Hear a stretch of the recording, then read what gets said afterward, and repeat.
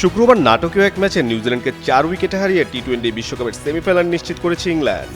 এই জয়ের ফলে গ্রুপ 2 এর সমীকরণ এখন অনেকটাই জমে ক্ষীর।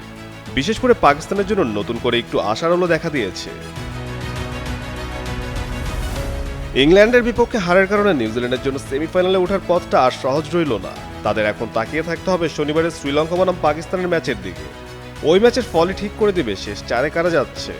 বর্তমানে পাকিস্তানের 2 ম্যাচে 1 পয়েন্ট, তাদের নেট রান রেট 0.641। আমা অথেন্টিক ব্রাজিলিয়ান কফি।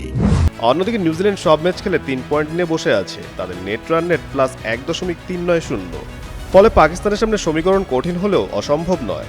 পাকিস্তান যদি আগে ব্যাটিং করে তাহলে তাদের শুধু জিতলেই হবে না, জিততে হবে বড় ব্যবধানে। নিউজিল্যান্ডের নেট রান রেট ছাড়িয়ে যেতে হলে অন্তত 64 রানের ব্যবধানে জয় প্রয়োজন। ধরুন পাকিস্তান 160 রান করলো, সেই ক্ষেত্রে শ্রীলঙ্কাকে 96 রানের মধ্যে আটকে রাখতে হবে। অর্থাৎ 160 রানের ভেতর নয়, বরং 96 বা তার কম রানে অল আউট করতে হবে।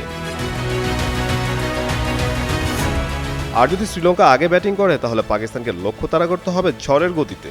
সে যে রানই হোক সেটি 13.1 ওভারের মধ্যে তুলে ফেলতে হবে।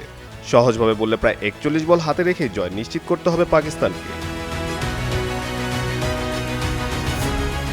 সব মিলে সমীকরণ কঠিন হলেও পাকিস্তানের আশা পুরোপুরি শেষ হয়ে যায়নি। এখন দেখার বিষয় তারা মাঠে কতটা দাপট দেখাতে পারে এবং সেই দাপটেই শেষ 4-এর টিকিট কেটে নিতে পারে কিনা।